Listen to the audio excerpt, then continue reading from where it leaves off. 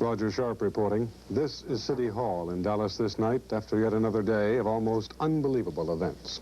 At this hour last night, Lee Harvey Oswald, accused assassin, was locked under heavy guard in the jail cell on the 4th floor of this building.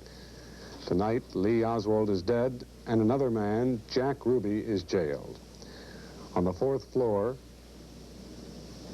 he is the accused assassin of Lee Oswald. These names and these facts are tonight entwined in a maze of confusing fact, rumor, and speculation. ABC's Bill Lord is standing by at City Hall, and we will be going to him in a matter of minutes.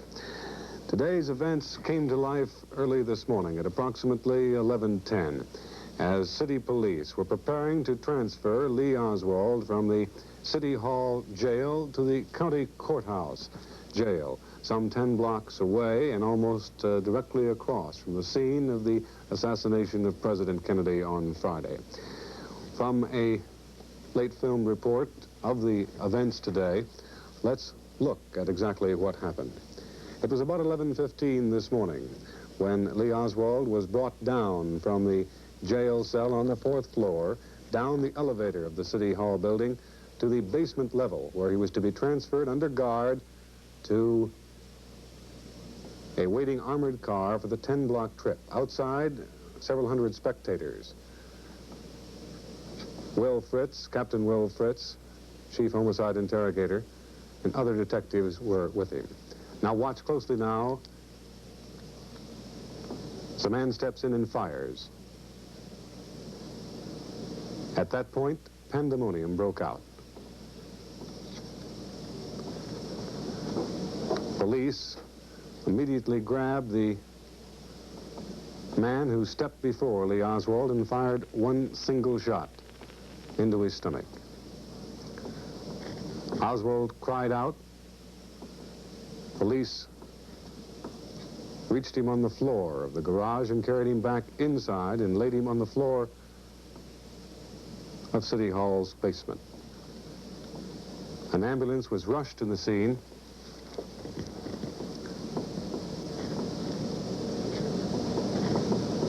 And the assailant, Jack Rubenstein, age 52, known as Jack Ruby, a local nightclub owner, was arrested as the alleged killer. At this point, Lee Oswald was alive as they awaited the ambulance. These scenes showing some of the confusion, the stark horror on the faces of many who couldn't believe what they had witnessed. Even seasoned reporters and newsmen on the scene were confused, stunned by the event.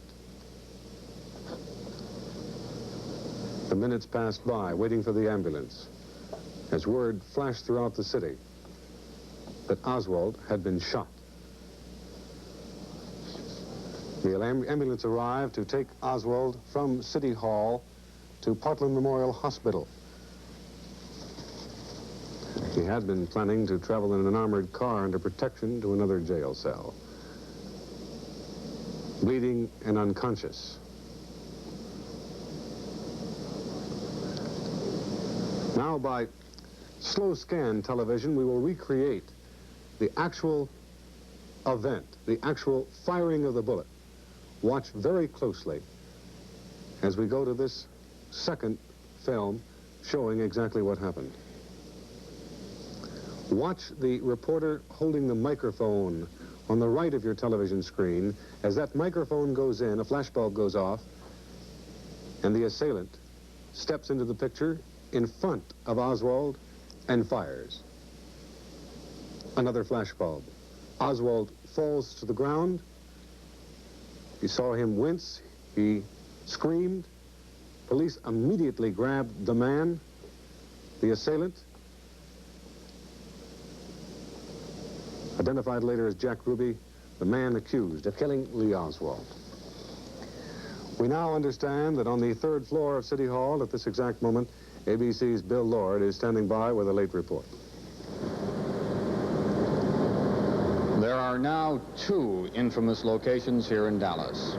Less than 60 hours ago, the President of the United States was being warmly greeted by Big D. the term Big D seldom heard here anymore. The corner of Houston and Elm Streets became famous or infamous immediately. The spot where the president was shot by assassin's bullets. Here, on the basement level of the city municipal building, another infamous spot.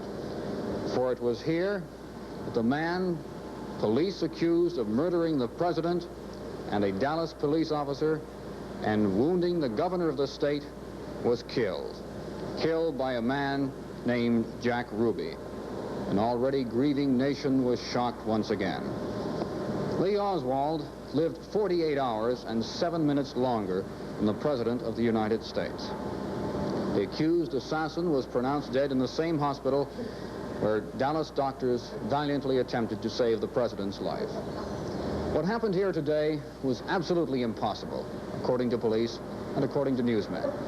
The area was very secure. There were police in every possible corner. Yet this ring of security was broken by a man who lunged out between photographers and shot the man who was accused of killing the president. When Lee Oswald was driven out of here in an ambulance, people on the street were heard to cheer and applaud. For one moment, their real feelings had been unmasked.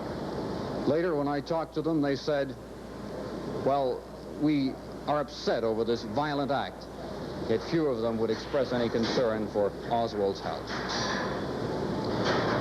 The transfer of Oswald was announced in advance. They said it would be approximately 10 o'clock today. It occurred shortly after 11. This advance publicity might have been a contributing factor. The presence of the news media encouraged the police to cooperate fully. They thought of getting Oswald out a back door, but they decided not to. They wanted to cooperate. No one can rewrite history, but we can all hope that the lessons learned here in Dallas during these past 3 days will teach us something, and that history will not again be written by assassins. This is Bill Lord reporting from the municipal building in Dallas. Returning you now to Roger Sharp. Continuing our recreation of the events of this yet another unbelievable day in Dallas, Lee Oswald, as you saw in our earlier film, was rushed from City Hall to Portland Memorial Hospital. He is shown in these scenes arriving at the hospital. The time now is approximately 11:32 a.m. He is taken to emergency room 2, trauma room 2, just a few feet from emergency room 1, trauma room 1, where President Kennedy had died almost exactly 2 days before these unbelievable pictures. Lee Oswald never regained consciousness. At 1:07, Chief Surgeon Dr. Tom Shires met newsmen on the first floor of the hospital.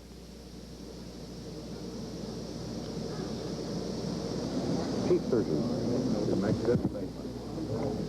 Get up. Step up, Doctor. You might want to ask a question. Could you talk a little louder, Doctor? Is he alive, Doctor? No. Let Dr. Shires make his statement, please. When did he die, Doctor? He died at 1:07 our time, 13:07, of his gunshot wound. Would you like to ask questions or what? Yeah, Mr. Oswald died at 1:07 our time in the operating room of the gunshot wound which he had received. Would you describe his last moments on the operating table, please? The last moments were rather hectic. He had a cardiac arrest from all the massive blood loss, the massive injury. The last few minutes were spent in cardiac resuscitation, open heart massage, electrical defibrillation, internal defibrillation, and finally there were absolutely no signs of life at all, fixed dilated pupils and all the signs of death. How many surgeons were working on him at the time? There were 4 actually operating scrubbed at the same time, besides the others. How long after the cardiac arrest did he die? I don't really know. I imagine 20 or 30 minutes. Did he ever talk to you or say anything? No, he never regained consciousness at all. In fact, before surgery, we had no blood pressure, a few agonal respiratory efforts, and that was all. During the operation, once we got control of the major vessels, the aorta, the vena cava, the kidney injury, we had a blood pressure for a time, but then we had the cardiac arrest, which was obviously incident to massive blood loss, the anoxia that had occurred. This was, again, a fatal wound that he received. Was there ever any... The Russian wife of Lee Oswald leaves the hospital after his death with Oswald's mother. Oswald's brother was also in the scene, on the scene. There's the first scene we had after the apprehension of Jack Ruby. Ruby being led into the interrogation room on the 3rd floor again of City Hall. Ruby, the owner of a nightclub, Carousel.